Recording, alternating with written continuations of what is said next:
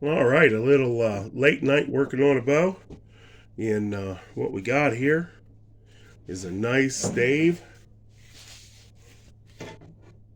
It's 5.5 feet long. We've got some nice thick grain. No, no branches or stickle knots or anything. It's going to make a really good bow. And I worked out this to be an inch and a quarter thick the whole way. An inch and a quarter thick the whole way. And so that keeps it even and it dries even. And then as it dries, I work it down. And my goal is to get to mainly 3/4 of an inch thick. And that's when the actual bow will start. But for now, I'm scraping down the back to get to a good growth ring. And I use a paint scraper. And I also have this scraper blade I bought from Harbor Freight. It was a two-sided paint thing. I split it in half and made two scrapers so I don't have to sharpen as often. And the back of the bow is, kind of the most important thing. So we want to take our time and, more so than the belly. We want to take our time and make sure when we come in to a growth ring that we don't penetrate it at all. And and that's what I'm doing right now. And it helps to work from. You see, I'm rocking it a little from side to side, and you can start to see the difference in the wood. Like this is real hard and shiny, and this is pithy looking. That's the layer I'm going, the layer under that. So when I get that pithy section all done, I'll stop for now to protect the back, and I'll move further down.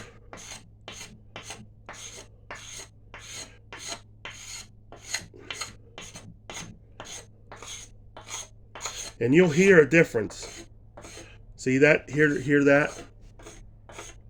Versus that's, and you could just go by here. You could close your eyes and do this.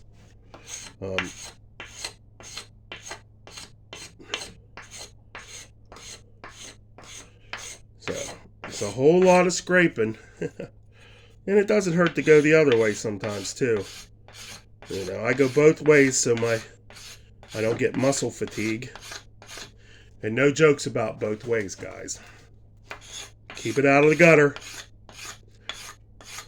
But you can hear over here, that's the late or early season wood above the ring that I want to keep. So I'm not going to scrape where it makes that sound. I'm just going to keep going and get as close as I can.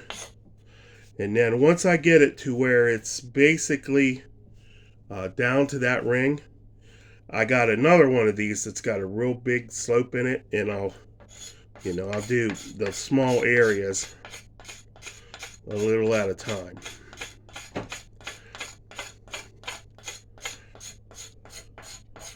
Now you got to be watching because the elusive Sinew Man is going to be making appearances in this bow building series.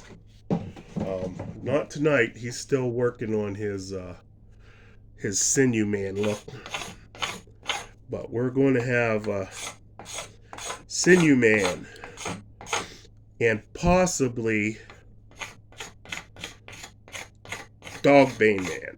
That's two guys that know a lot about making fiber strings and making bows. Whenever you start to chatter, just change the direction. And if you get too chattery, you go to another tool. And you see, I'm done to here. And now I'm moving on up. And it's a lot thicker here. You can see on this side, It's a lot thicker to scrape away here, but I'd rather scrape that slowly. I was going to do this with rocks, but I need to get one made because I want to start a bow shop and I want to have a model to say this is the kind of bow I make, and so I can start selling bows. I really just want to get back into the primitive lifestyle, making stuff, and that's what it's going to be about. This is my woodworking stump, my toolbox, tool bench. I guess that's what they actually call it, a tool bench. But, you know, I hear guys say they make a bow in an hour. I don't know how they do that, but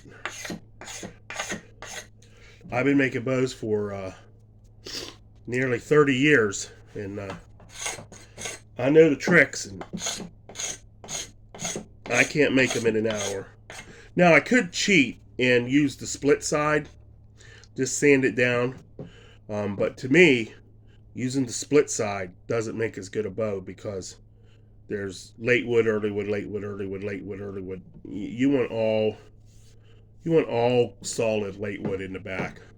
I would never buy one of them bias cut bows. I don't know if they're bad or good or whatnot, but I just know if I was going to chuck out, you know, several hundred to a couple thousand, it amazes me I see these bows going for thousands now.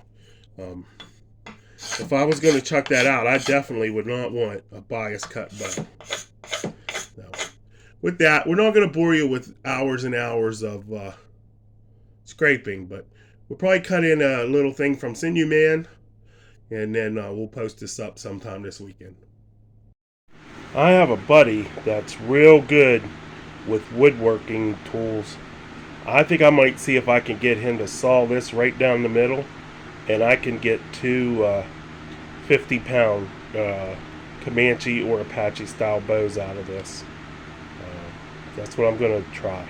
Right down that early growth ring. It won't hurt the wood any, and that's what I'm going to do. Oh, let me show you. Here's what we got. You can look down this, and I scraped it down.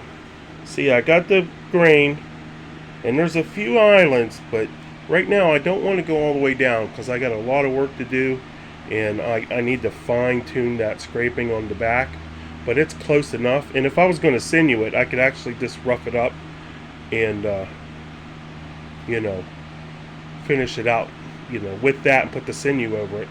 It wouldn't even be a problem. All right, guys, there she is, roughed out, 50-inch. It's going to be a D-bow, sinew backed, probably draw 25 inches, and hoping for 45 pounds.